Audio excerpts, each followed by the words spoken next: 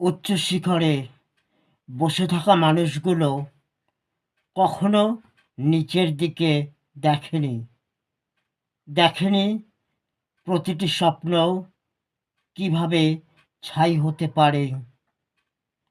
কালো চশমার নিচে নোনা ঝরনার সুর বাজে, অবিরাম বৃষ্টি খেলা করে।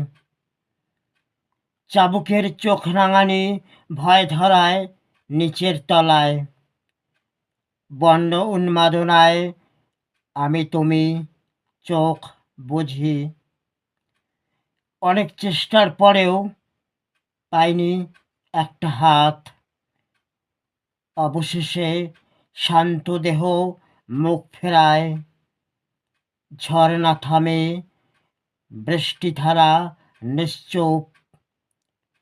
এভাবে চলতে থাকে না বলা গল্পগুলো।